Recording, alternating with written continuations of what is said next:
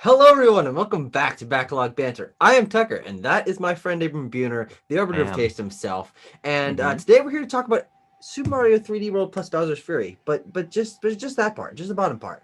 But first, if you'd like to talk to us more about Bowser's Fury, about movies, about games, whatever, we've got a Discord down in the description below. It's on top of the description of every video. We'd love for you to join. We love talking to you guys. But Bowser Fury did come out today, and as well as Super Mario 3D World again. Yes. Um, and both of us have played it, so this is sort of our first impressions of the game mixed with how we think this is going to play into Mario's future. Yeah, because clearly I don't think that Bowser's Fury is being built the way it is to just be one and done. I Mm-hmm. don't think this is just a little experiment, that they're gonna just forget about. Um, Yeah. and I think that's interesting because I don't know if this is the best direction for Mario's Mm-hmm. future. Here's the thing. I think Bowser's Fury is fun, but it's pretty lifeless.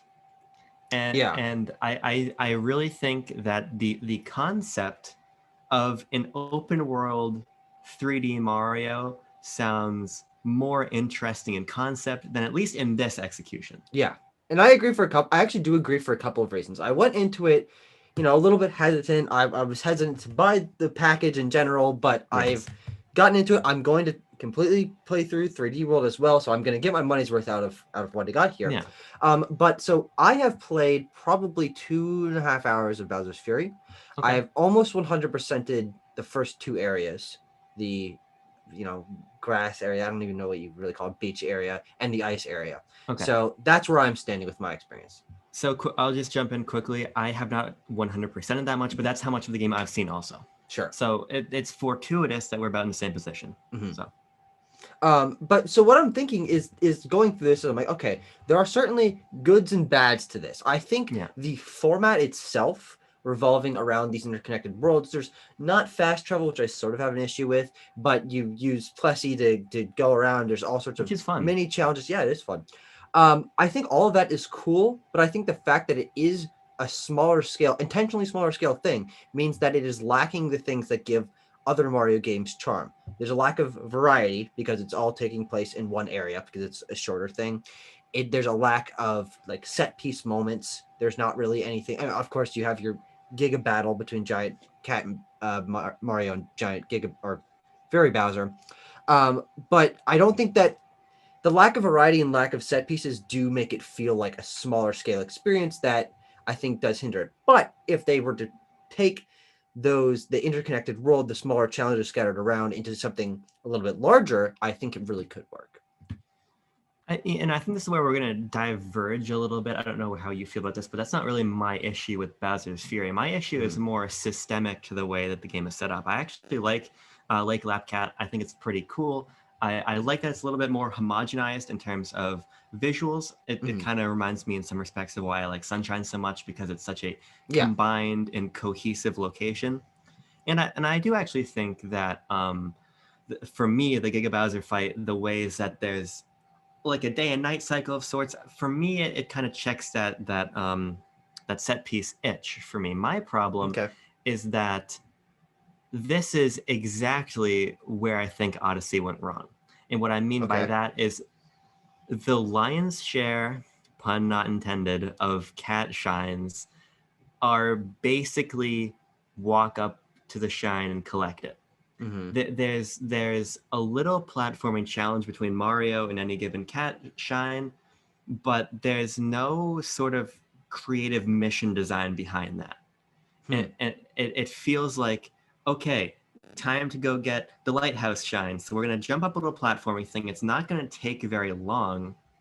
Frankly, it's not particularly emergent in terms of having a lot of different paths because Yeah. the Sure. movement kind of hinders Mario. There's very clearly one way to get each shine. Mm-hmm. And because of that, it feels like the moons in Odyssey that were like, and I know you disagree with this, but the pejorative of ground pound the glowy spot, get the moon. Sure. That to me is what a lot of these shines are feeling like.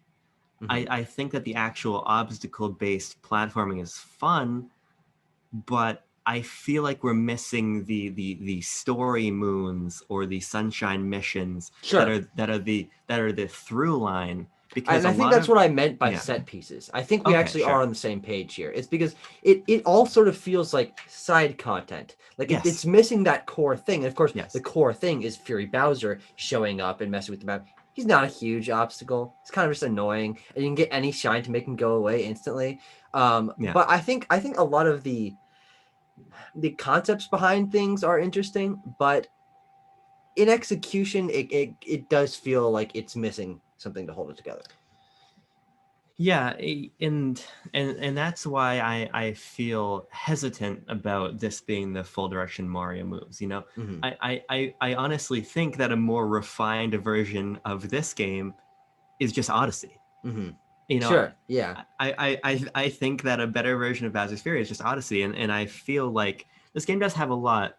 This game, and now that I'm actually playing it, I feel more like I should be putting this in air quotes, because it Sure. doesn't feel like a complete Mario experience. Hmm. It has a lot of interesting ideas. I really like the concept of having, which is completely underutilized, but having the concept of traditional Mario power ups in a Hmm. 3D Mario context. Yeah. I really like that. I really like the idea that this is, even more than something like an Odyssey, very interconnected in terms Hmm. of the ways that you really can go anywhere. And this almost feels like it should be the Great Plateau to a much bigger Sure. Yeah. Mario experience, you know? So that's why I'm in this interesting place where I see a lot of potential. I see a lot of interesting ideas, but I don't think this context is particularly compelling. And I feel like what we've gotten before might just do this better than it does itself. Yeah. But I think that does mean that there might be an interesting balance to be Sure. found in the next Mario game, which as of now that I've played this, sincerely doubt that it's an Odyssey 2, but if it is, it's an Odyssey Yeah. 2 with that larger format concept. So it'll balance out in a sort of middle ground. But I honestly, I do agree. It's a little bit weird playing through this, like you're saying, game, Yeah. because we've never had a 3D Mario that wasn't the crowning jewel of the console that it was on. 3D Marios are events in the games industry, and this Sure. is this is a new 3D Mario game technically, but it's interesting to have one that feels like it's testing the waters for something else. Yeah, and I think it speaks to just the interesting position that we're in relation to so much of the Switch's player base, Hmm. because we've both played 3D World, Yeah. but we played it on Wii U, which has an install base that's literally like 70 million smaller than the Switch's. So for a lot of people, this is an event release. And if you look on Twitter, so Yeah. many people are super excited about 3D World. Hmm. 3D World is game dominating conversation, because I played about the first 3.5 worlds with my roommate this afternoon in co-op, which was so much fun because that game is, I just really think, excellent. Ah, And okay. and by contrast, I think Bowser's Fury is the amuse bouche of the package. It's a fun That little that went right over my head. No clue what it's that means. it's a little it's the appetizer. It's a little Sure. extra. It's something special. But whereas we're going into that as perhaps the main thrust of the experience, most people Yep. aren't, Hmm. which is important to note and contextualize. Hmm. Because like I'm not disappointed by the length of the game now that I'm actually playing it. You know, I'm not disappointed by Bowser's Fury being the scope that it is, because this is the sort of idea that I think needs a full game to really play out. Yeah, If this was 6 to 8 hours instead of like 4 to 6 hours, I don't think it would have actually helped anything, and it would I have been agree. Yeah. completely unrealistic for this to have been like a 12 to 14 hour campaign. Hmm. So I feel content with what Bowser's Fury is. I'm just cautious about where it could go. Yeah. One other thing that I kind of want to just quickly touch on is the the overly coherent cat aesthetic. I can't tell if it's charming or So fucking glad you brought it up. obnoxious, because sometimes it's both. Sometimes I see a new thing with cat ears. I'm like, oh, that's funny. But like when literally everything in the map is cat has cat ears or a tail. I don't know. I can't tell if I'm gonna be annoyed by it by the time I get through it, or I'm gonna be like, oh, that was a fun little charmy thing. So the more architectural stuff I like. I think that is pretty clever, Sure. because Mhm. I like the idea that it's inhabited by like actual cats. So they kind of just built. Well, it's not though. There's like six cats in the first area, and I haven't seen a single one since. I feel like I found a couple groups of cats which clump around Mario in a weird way. Have you worn a cat suit and been Yeah, yeah. absconded by them, which is Mhm. fun? But I like the idea that like this is like a place where cats live, and there's like the fucking mama cat who's looking for the baby cats you got to Mhm. rescue and everything. So they just built architecture based on them. What I Wait, don't is that like, true? That's the thing? I mean, that's Is my it? headcanon because like Oh, what okay, else would okay. it be? No, I thought that was like a mission that I missed. of what building stuff or baby cats because there The is baby baby cat cats thing. missions. There is. You'll find them. It's almost like rescuing the baby penguin in 64. Huh. Okay. Um, but what I don't like is the fucking gross furry enemies. Mm-hmm. Have you just taken a moment to drink in any of these in snapshot mode? Oh, no, I have not used snapshot mode yet.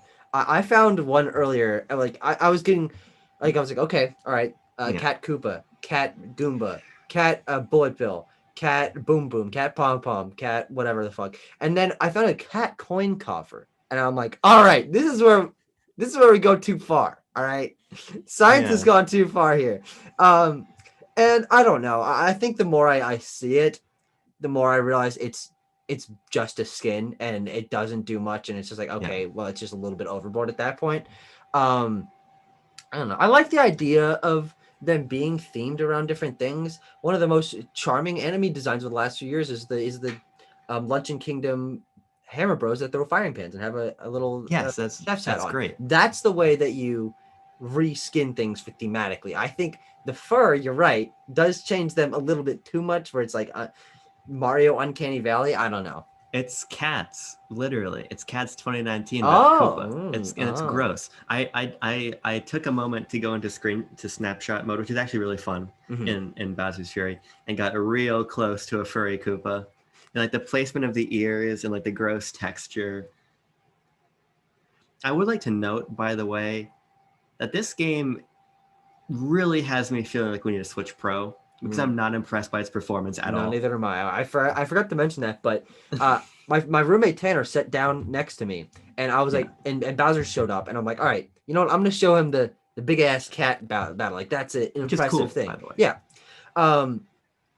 And whenever you hit the Giga Bell, it goes to white for like 25 seconds, which is unrealistically like it's what the fuck. And then every time Bowser, like there's shit going on and Bowser's shooting his flames and everything, it's like and I'm like, oh god. Yeah, the performance not fantastic. I will say though that there are components of this game that I really love, and I am on the whole having fun with Bowser's Fury. I don't know if you would feel the same, but I am Of having course. fun. I mean, I like the movement. I think it feels fun to control. Yeah. It's not Odyssey's movement, but when you get into the rhythm of the diving and how the different power-ups affect Mario's movement, Yeah. I think that's really fun. I think there are some clever ideas like riding around in Plessy. I've always liked Plessy, but he always felt so limited. This is a great context to actually maneuver around. That's really cool. And like I mentioned earlier, I like having the power-ups in a more traditional or more explorative 3D Mario game. And it's fun because I mean the game's not very hard, but I've played a lot of 3D Mario, so they were never gonna make it hard for me. So being able to basically just always have a stock of power-ups and being like, okay, for this challenge, I think I want the boomerang flower. For this challenge, I want my cat suit back. Being able to switch between them on the fly, I think is really fun. And I really like the music. So Well, there's like 5 tracks, but I know, but they sound good. they're good. They're reasonably good tracks. So because we have been pretty negative on Bowser's Fury so far, but I think it's fun. I need to see Nintendo execute on this on a larger scale to really know exactly how I'd feel about it moving forward. But I'm having fun. I just don't know if it's just give us more Odyssey. You know, give us more Odyssey and work off of Odyssey's formula. Sure.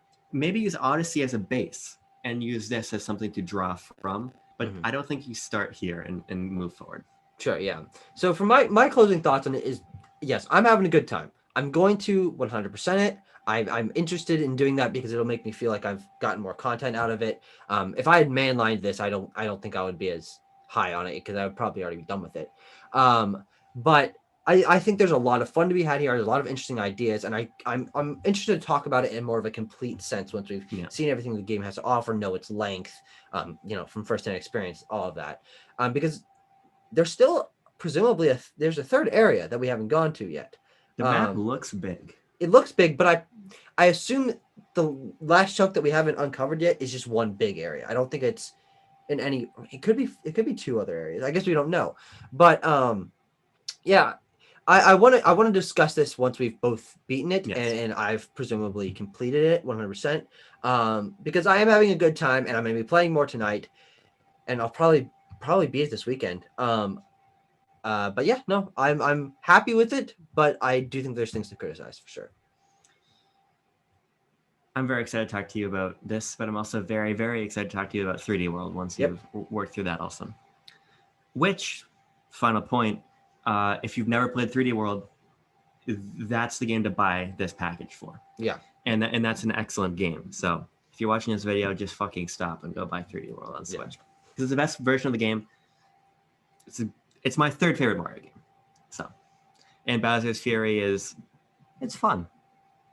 It's neat. All right.